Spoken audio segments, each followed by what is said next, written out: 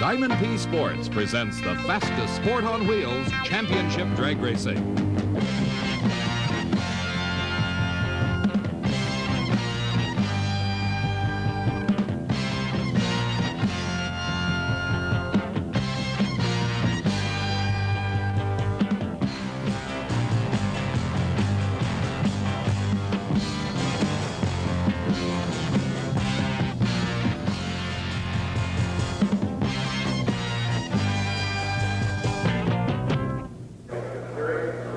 The finish line at the Big O, Ontario Motor Speedway, symbolic of the completion of another season of championship drag racing.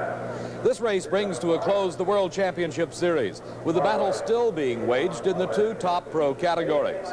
Just a few hundred points separate Rob Bruins and defending world champ Kelly Brown in Top Fuel, while in Funny Car, Raymond Beadle holds a very slim lead over four-time world champion Don Prudhomme. Hello everybody, I'm Dave McClelland, and a lot of stories have been developing the past couple of days here at the World Finals. Working with me to bring you those stories is Steve Evans. Dave, this Winston World Finals signifies the end of a tough but exciting NHRA season of championship drag racing. To the racers, it means they finally know what their share of $175,000 in bonus cash will be, plus a $250,000 event purse. The Top Fuel World Championship battle ended here in the staging lanes yesterday in dramatic fashion when Kelly Brown simply ran out of time. That's right, Steve. The last few weeks have not been good for Kelly Brown, the defending world champion. Kelly and the Over-the-Hill gang had to completely rebuild their car after an exploding clutch in the finals of the Fall Nationals severely damaged the dragster. In his previous qualifying attempts here at Ontario, Kelly fell short of the mark, and with time running out yesterday, the crew was hard at work trying to find the horsepower and traction combination that would qualify for the 16-car field. Kelly came into the World Finals just 506 points behind the leader, Rob Bruins, and he had to qualify to continue his quest to become the first person ever to repeat as world champion. This has been a great season for Kelly, winning the Gator Nationals, the Cajun Nationals, the Mile High Nationals, and the 25th Annual U.S. Nationals. But this was not his weekend, as Kelly and the car were both ready for a final attempt when time ran out and qualifying ended. A tough way to end the year for Kelly Brown, the 1978 world champion, who now passes the crown and title to Rob Bruins. Dave, a very disappointed Kelly Brown, who has qualified for something like 19 consecutive NHRA national events. A record for any Top Fuel driver, has failed to make the field here at the World Finals. Robbie Bruins, a little bit of tears in his eyes. The dream of every kid that ever went down a drag strip to be the Top Fuel world champion. Robbie Bruins does it. Kelly Brown? We'll be opening the gate fairly early. Kelly, and you know how he feels right now. You did the same thing last year. Well, I have to know. You know, I just climbed out of the car. It's a very, very disappointing feeling, not only for myself, but for all our guys who worked so hard. But we did well. We tried as hard as we could, and it's a fantastic sport. And my thanks go out to everyone that helped us all year long. And Robbie, how do you feel right now? Well, I'm really elated. I wish Gaines was here because it's been a team effort all the way, and it's a dream come true, or another overnight success. We've only been doing it about 15, 20 years. Rob Bruins reflecting on his and car owner Gaines Barkley's long, hard road to the 1979 World Championship. We'll be back with Top Fuel eliminations in just a moment. They've taken to the grassy hillsides at Ontario Motor Speedway as one of the largest crowds ever to witness a drag race has jammed the grandstands of this massive facility. The World Finals, of course, the end of the World Championship Series, carrying points toward that championship, but also carries with it an event title. Some of the racers that we'll be watching in Top Fuel eliminations include Dwight Salisbury, the driver for Larry Frazier. His competition will be Hank Johnson, Gentleman Hank from Marysville, Washington. The new world champion, Rob Bruins, driving for car owner Gaines Barkley. Former world champion, Shirley Muldowney. The grand old man of Top Fuel Racing, Big Daddy Don Garlands. Against Dave Yahara, the driver for the good, the bad, and the ugly. And Dave Settles, the driver of Raymond Beadle's Blue Max, who'll have a bye run in this round of eliminations. Dwight Salisbury getting backed up after his burnout. He had the lane choice by virtue of a quicker elapsed time in the first round of eliminations. He chose the left lane and gave this man one of his toughest jobs, and that is negotiating the very tricky right-hand lane, which has been deteriorating rapidly as this event wears on. Qualifying started on Friday. It was very quick as Hank Johnson qualified with a fine 5-second time. But since that time, particularly the right-hand lane has been getting a lot worse. Let's see how he fares.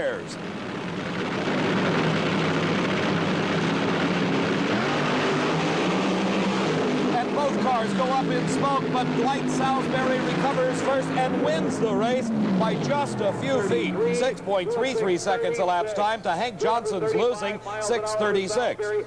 Watching again, we see Hank Johnson up in smoke. Dwight Salisbury the same, but Salisbury recovers very quickly and pulls away and holds on at the finish line to take the victory over Hank Johnson. Here's Steve.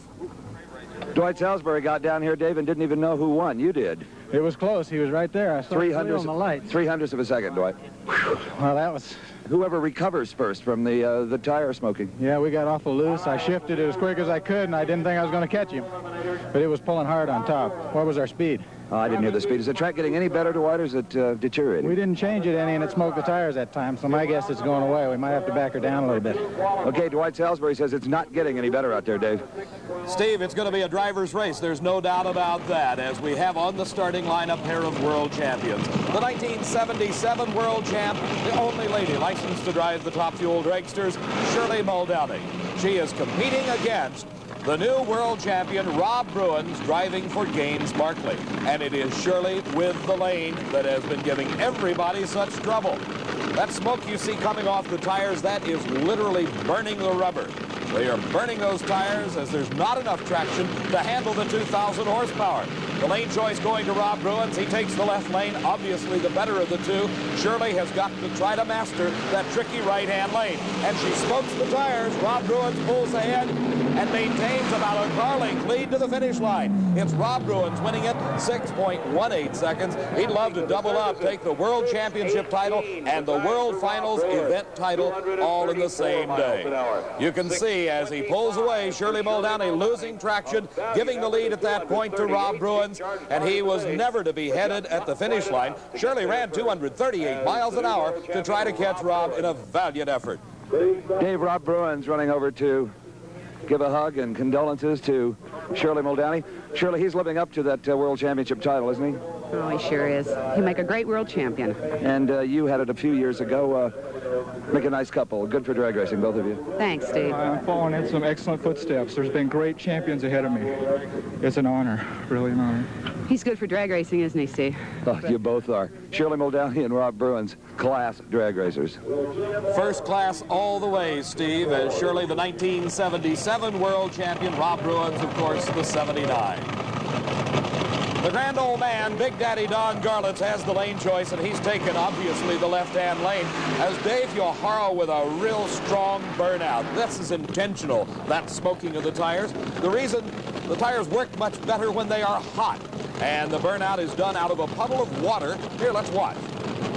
You see the tires starting to spin very rapidly and the smoke coming off of them, burning the rubber. It does two things. It heats them up, it gets them clean, and it puts more rubber on the racetrack. But all the burnouts in the world have not helped that right-hand lane thus far. And Dave Yohara, with the good, the bad, and the ugly, that's the team of Velasco, Cohen, and Oswald, is picking on one of the toughest Top Fuel racers ever. Over 2 decades, sitting behind at first and then credited with developing the first workable rear-engine dragster is Don Garlitz. Yohara, one of the better West Coast drivers, has been on the national trail this season. But this is his toughest one of the year, as he's got the grand old man, Big Daddy Don Garlitz, putting down his face mask, getting ready for this run down the Ontario quarter mile.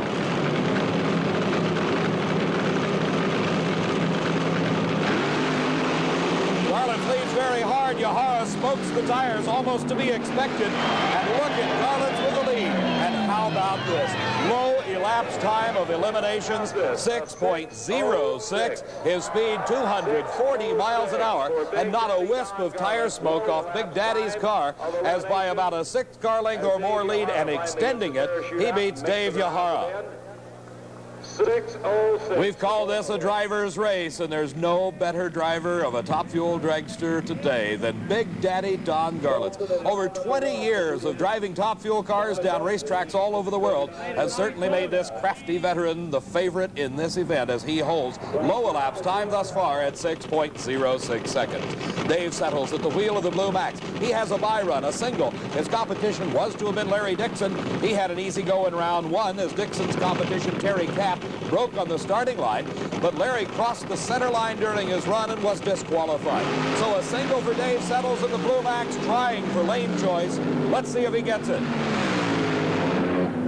And a 6.28 second, no lane choice for Dave Settles. We'll be back here at Ontario Motor Speedway in the World Finals as we'll take a look at the funny car battle for the World Champ title.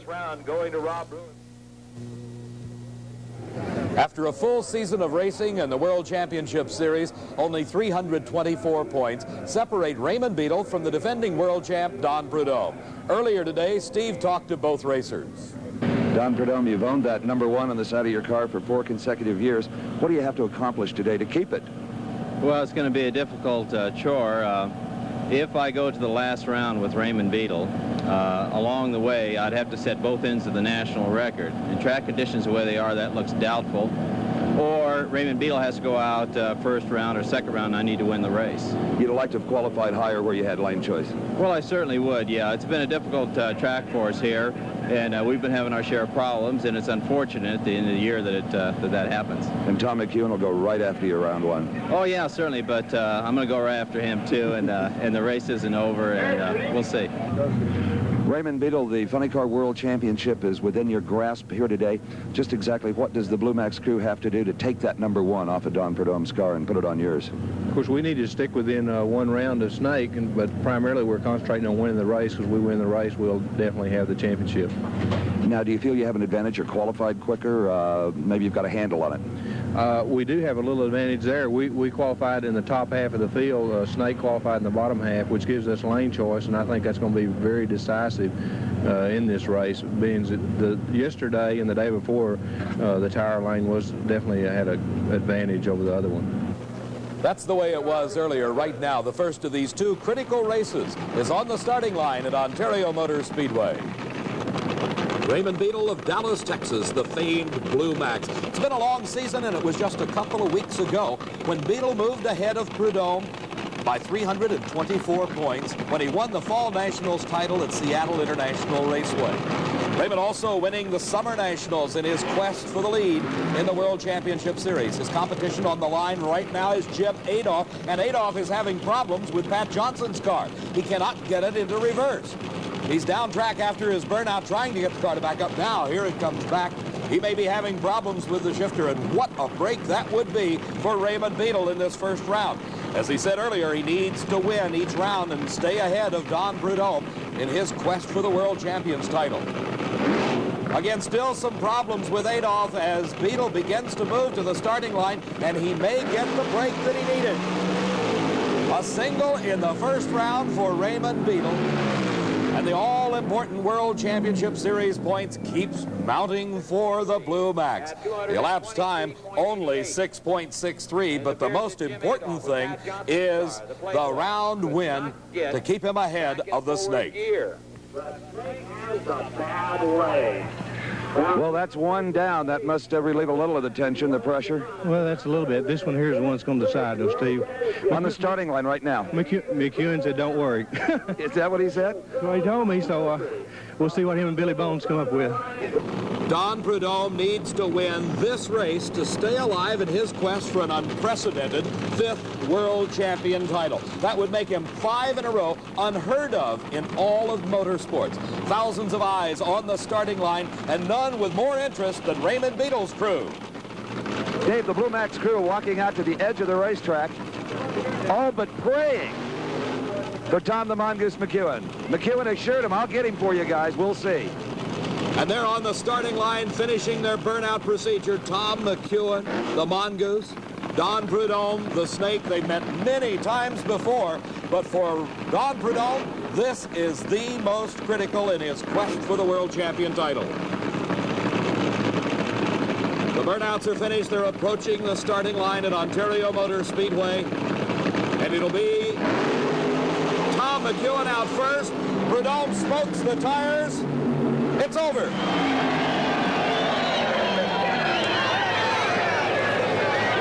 Dave, it is absolute bedlam down here. The Blue Max crew has gone crazy. They are the world champions. How do you feel right now? Well, we're glad we won, but like I told Snake, I'm sorry we just had to end it up with a track like this where we both didn't really get to run for it. But we've always wanted this, and it's something we dreamed about. But it's everybody's dream. Yeah. So good for business, too. Yeah, it won't hurt it at all. Thank you a lot. Number 1, Raymond Beadle in the Blue Max. Ray Beadle goes over to congratulate Tom McEwen on that very important first-round victory over Don Prudhomme. As we get ready to go into the second round of racing, let's meet the drivers. Ron Colson driving the Hawaiian. He'll be racing against Tom McEwen. You saw him beat the Snake in round number 1. Trip Shoemake driving for Johnny Loper out of Phoenix, Arizona. His competition, the new world champion, Raymond Beadle. The winner of the U.S. Nationals and the Gator Nationals earlier this year, Gordy Bonin. From Waco, Texas, comes his competition, Billy Meyer. John Force from Fullerton, California, against Tom Ridings, who's driving for Joe Pisano. And it's the second round of racing, and Tom McEwen, while he won his race over the Snake in round number 1, he didn't go quick enough to get lane choice. That goes to Ron Colson. And still the racetrack providing lots of problems for all these drivers. We'll see if McEwen's got it figured out. He had the good lane the first round. Now he's got the bad lane. Can he pull it out again? And Colson's car makes a bit of a move to the center line, but it moves way ahead of Tom McEwen.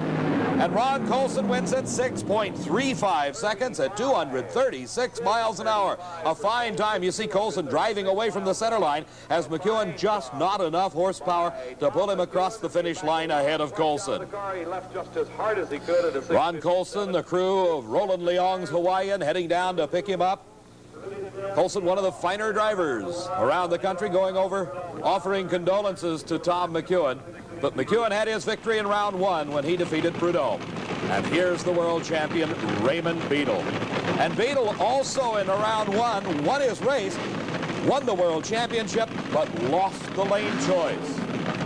Trip Shoemake gets it, driving Johnny Loper's Little Hoss out of Phoenix, Arizona. But Beadle, a very crafty veteran. Maybe he's got it figured out, that tricky right-hand lane. Both cars now staged. Let's see. Shoemake up in smoke, and Beadle up close to him, but just no horsepower at the finish line, as there it is. Trip Shoemake wins it, 6.60 seconds, and an elated crew as Shoemake now moves into the semifinals with that win over the world champion.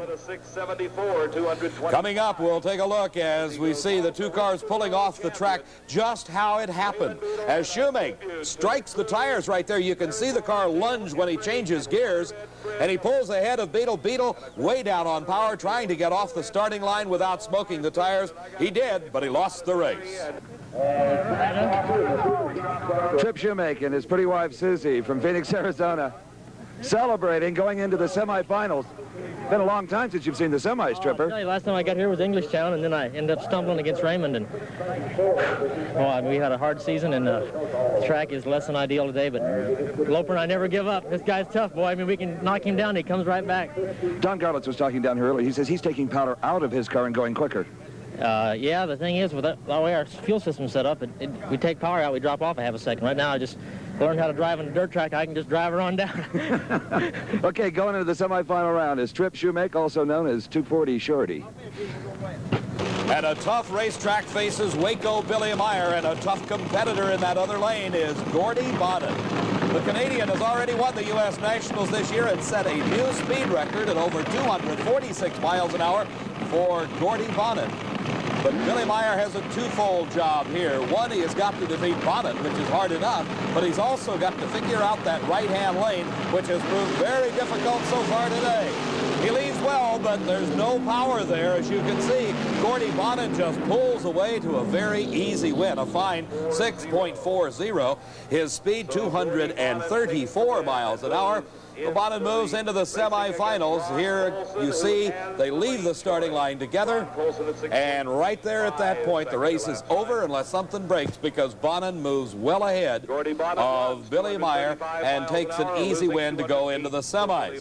Bonin, as we said, had won the U.S. Nationals this year. Here we watch him as he comes out of his car using the escape hatch in the roof rather than coming out the side of the car or waiting for a crew member to lift up the body. The Canadian Gordy Bonin, winning the U.S. Nationals and setting that speed record at over 246 miles an hour, also has a Gator Nationals win to his credit in 1979.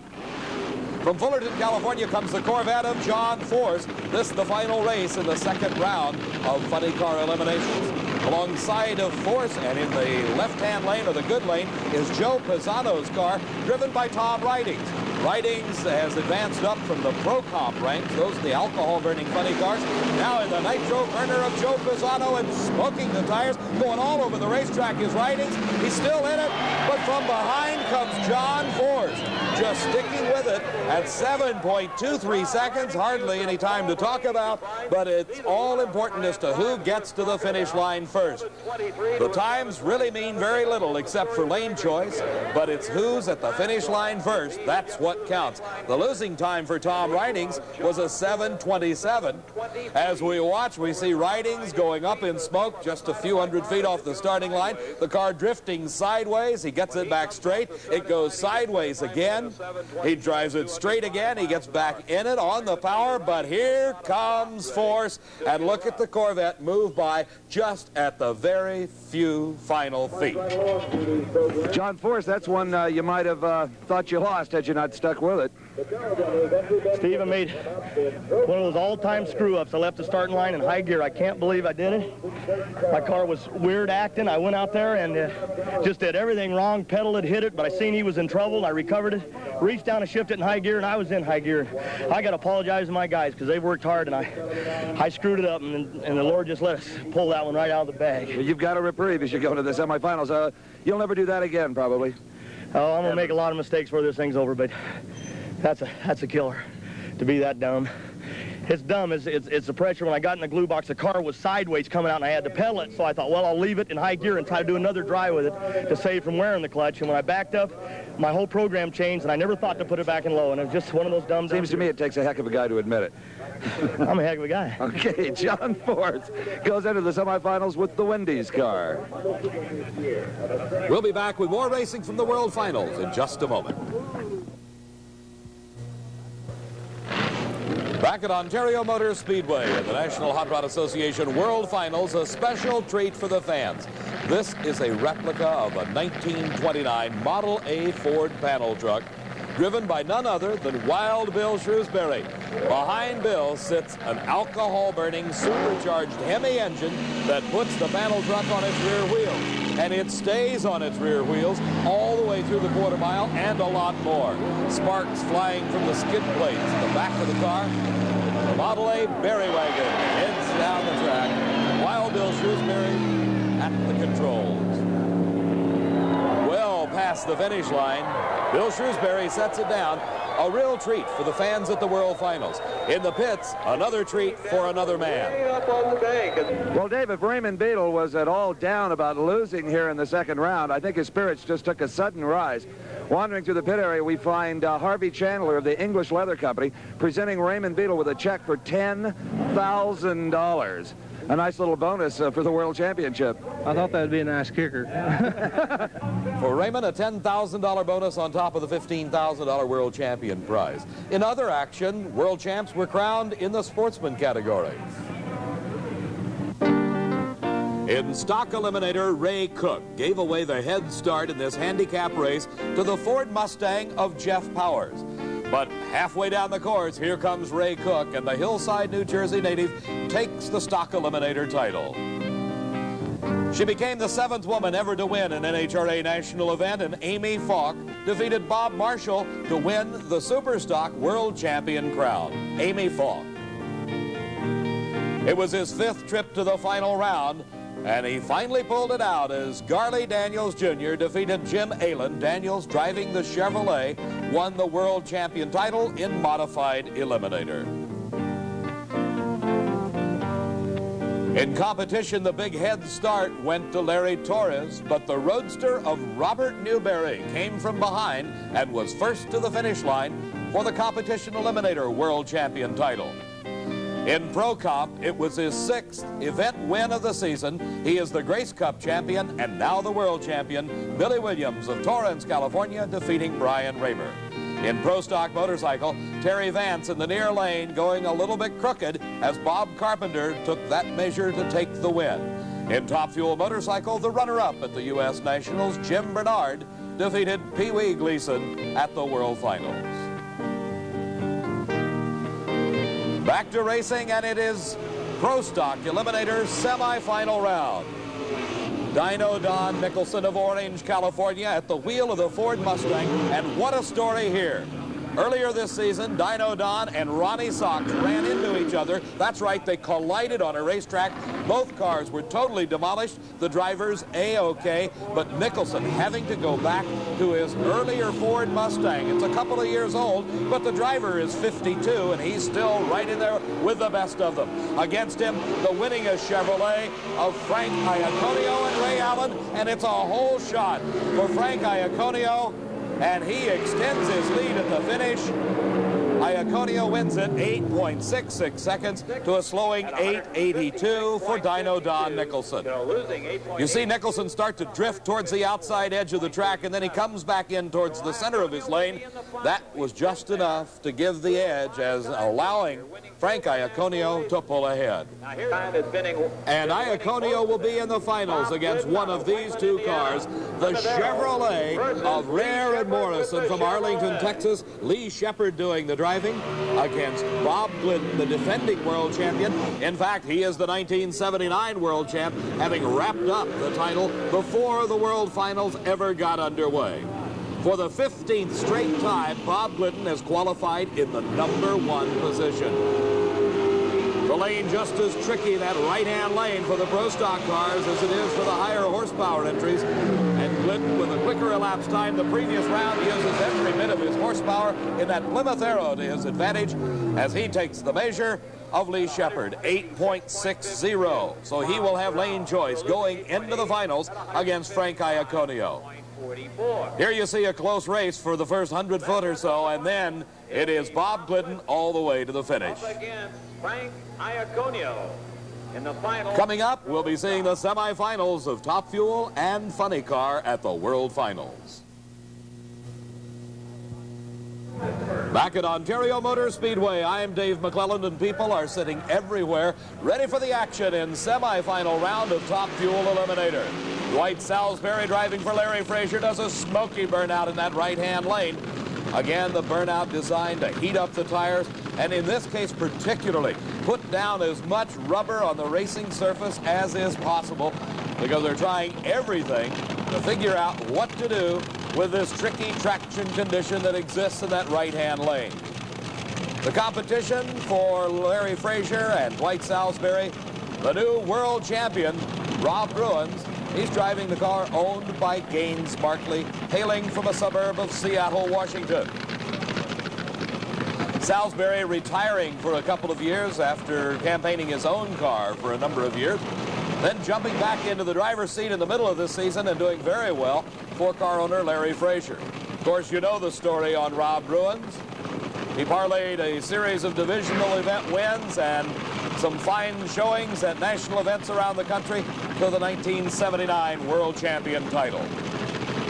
He'd love to double it up right here at the World Finals, making it the World Champion and the World Finals Top Fuel Eliminator all in the same weekend.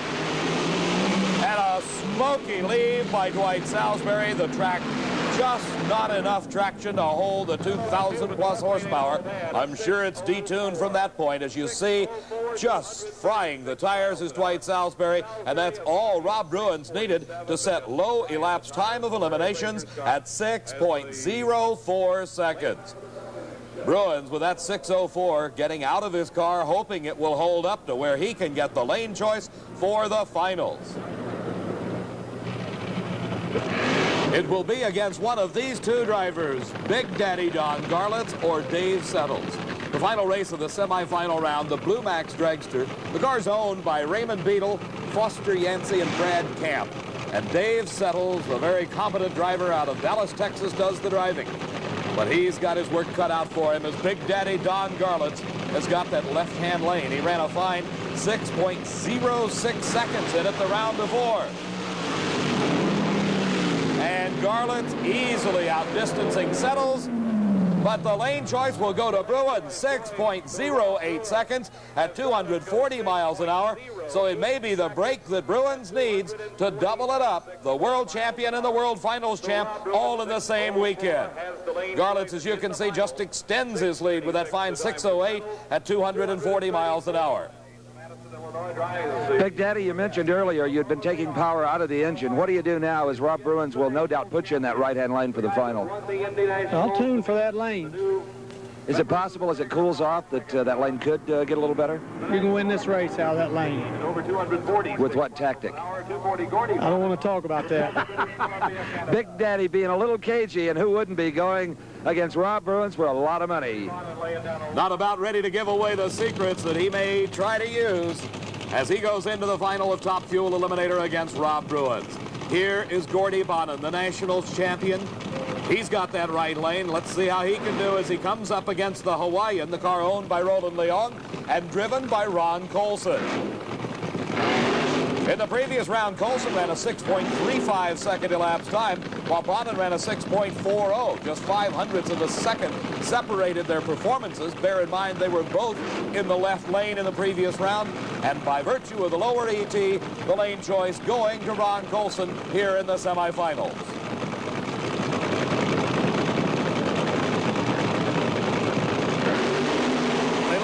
Together, and Colson goes out of control and crosses the center line, which means automatic disqualification. So Gordy Bonham moves into the finals. A fine 6.64 second elapsed time. His speed 231 as the best time turn yet today seems in that right-hand lane by Gordy Bonham. Right here is Ron Colson out of control. You see him heading into that right-hand lane. He backs off the throttle, turns the wheel back to the left, but it's too late. He's already crossed the center line, and that means instant disqualification. You can't cross the center line in any run in competition. Here's Gordy Bonham and Ron Colson. Gordy Bonham, possibly the only driver this year to make it into 3 final rounds in national event competition. Well, if that's the case, we're going to have to win it. I mean, we came here, there's only one thing to do, and that's win the darn thing. Don Garlits just told me that a man can win this race in that right-hand lane. He's not wrong. I don't know what we ran, but it felt pretty good for that lane. It felt the best run I've felt or seen all weekend in that lane. In the 660s, and let's go back up to the starting line and see if you win lane choice. Okay. Okay, let's watch. As Gordy Bonham watches, John Force hopefully overcomes his mistake of the previous round and will start the car in low gear off the starting line. He had a big break as he wanted his crew member directing him back into his own tracks, trying for the traction that he hopes against hope will be there. Alongside of him, Trip Shoemake. Driving for Johnny Loper. Shoemake hailing out of Phoenix, Arizona. As he told Steve a little bit earlier, this is the first time he got to the semifinals of a national event this year. In the previous round, Shoemake with a 6.60 easily outdistanced the time by John Force. But all important right now is how quick will they run to determine who gets the lane choice in the finals against Gordy Bonham. And they both smoke the tires. John Force drifting out towards the guardrail. He backs out of it and gets back in it, but it's too late as Trip Shoemake moves into the finals.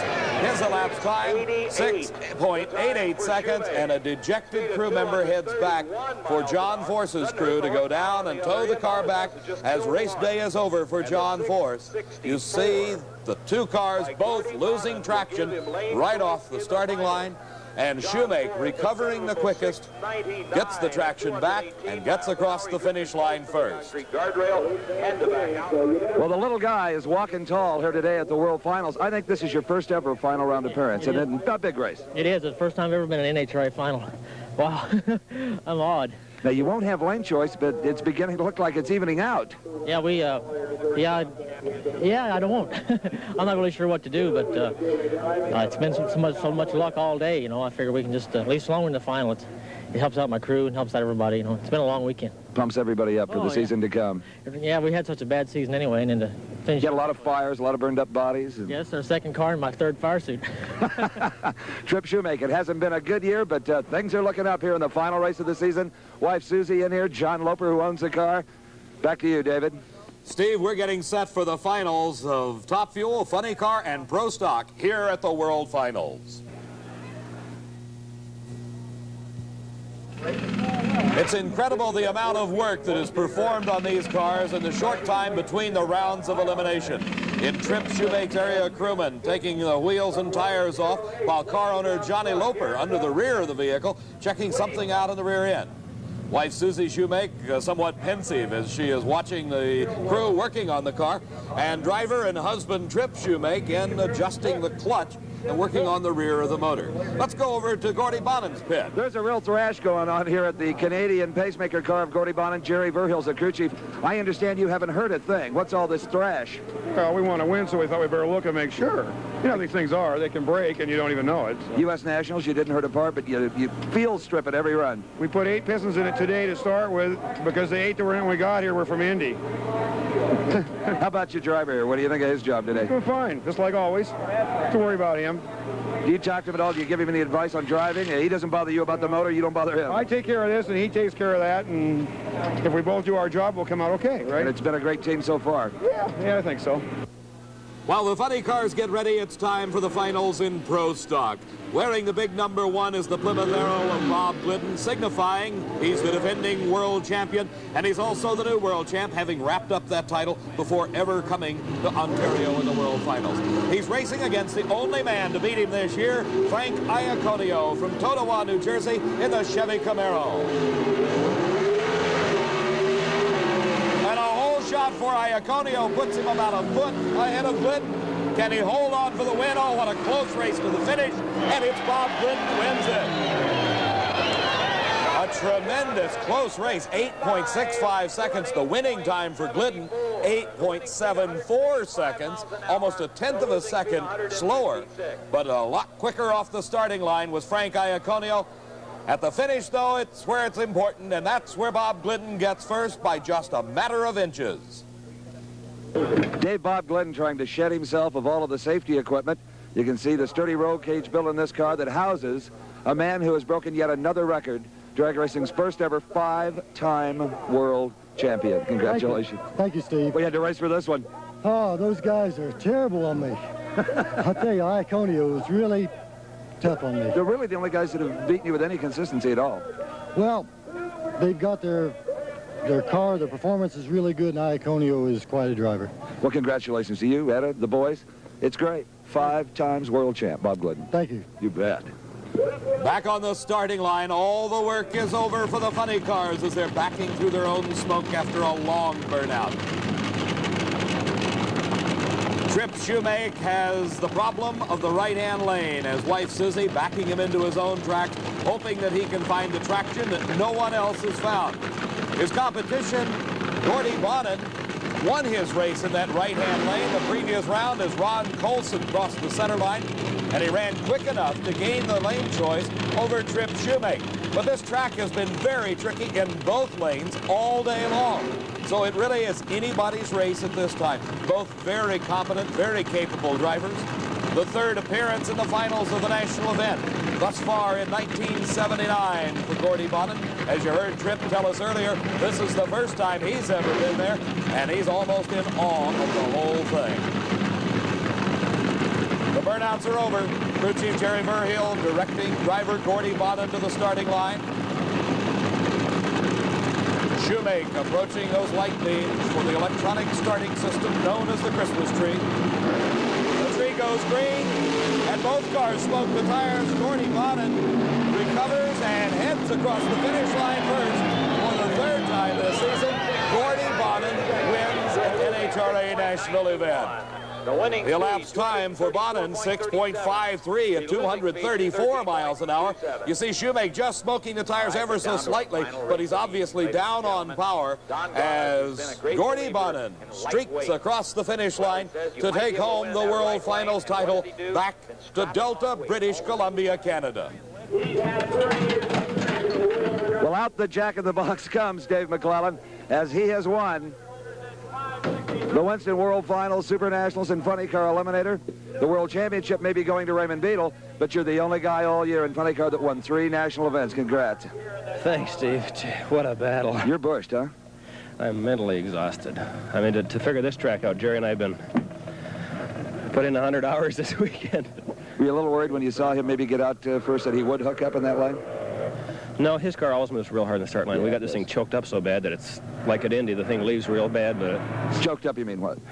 Tight clutch. Okay. Well, congratulations to you and the Pacemaker team, and the U.S. green again goes back to Canada. We love it. Thank you very much. Gordy Bonin. A very tired but happy man, Gordy Bonin, winning Funny Car Eliminator. Back in the pits for Top Fuel Eliminator, quite a thrash going on in Rob Bruin's pit area. As you see the crew working hard, putting the engine back together. Having taken it completely apart, Bruins and the crew working hard to get it back together for the final. As in Don Garlett's pit area, things, by contrast, a little more relaxed. Big Daddy, you heard him tell us earlier that he can win the race in the right-hand lane. And nobody is better at reading a racetrack than Big Daddy Don Garlett. We'll be back with the finals of Top Fuel Eliminator in just a moment. This is what the huge crowd at Ontario Motor Speedway has been waiting to see. Big Daddy Don Garlett against the new world champion Rob Bruin. And Bruins is the defending champion here at the World Finals, and he, in this race, has got the good lane, as Garlett's, by virtue of elapsed times, only 0.04 of a second apart, but he was the slower time of the two in the semifinals, gets the bad lane. We've got word that Steve knows something about this race. Dave, no one is more particular about weight on a race car than Big Daddy Don Garlett. He likes them featherweight. Yet his crew confided in me in the staging lanes that Big Daddy has added a significant amount of weight to the rear end of this car, trying to get it to hook up in that right-hand lane. He is crafty. Let's see what happens. We'll know in just a couple of moments, Steve, as both cars have completed their burnouts. They're creeping into the staging beams. Will the weight make the difference for Big Daddy? The light's green, and it's Rob Bruins out first, but Bruins is out of control. He backs out of it, and here comes Garlett. And Don Garlett's Big Daddy proves it again. He wins it to the jubilation of this crowd. They are going crazy. Here you see Bruins just out of control. Heads right towards Don Garlett. Has to lift out of it. And then slowly but surely, here comes the swamp rat from Florida, Big Daddy Don Garlett. Hey, Big Daddy, a happy Big Daddy. Bails out of his race car, but still opens the water petcock. Force of habit, I guess. Big's going to check the motor over, even though he has already won the Top Fuel title here at this Winston World Finals. He's going to get his helmet off here, and we're going to try to talk to him. I know he's smiling. I can't even see him yet. Oh, boy. You did it. The right lane, just like you said you would. Well, I smoked the tires, and he had me. And I'll be darned if he didn't go out of control and nearly cross the center line, and that's all I needed, and it just gathered him right up. You know, going into this event, I've never seen so many of the supposed experts pick one guy. Everybody says they're not going to beat Big Daddy on this racetrack. He's just too crafty. It was a racetrack that needed a lot of experience, no question about it. And I got one thing to say about it. There's a lot of people complaining about the track wasn't prepared properly, but no clutches were thrown out at this race. And if this is what it takes to have us have a safe race, I'm all for it. Here's Rob Bruins. Robbie? Congratulations, Rob. Again for winning the world championship. You know, you had me, and the thing got out of shape. Yeah. And you lifted. You got it. It almost crossed. I had to. I had to. And that's just all a little break on me. They've been calling this a driver's race, and the guy that's been driving these things forever. We got the world champion here, and I'm proud of him. He's a worthy one, isn't he? Nice young man, and we're going to love to have him as our champion this year. Thanks very much. Very representative of the sport. Dave, what can I say? A great conclusion to a fantastic event. Thank you.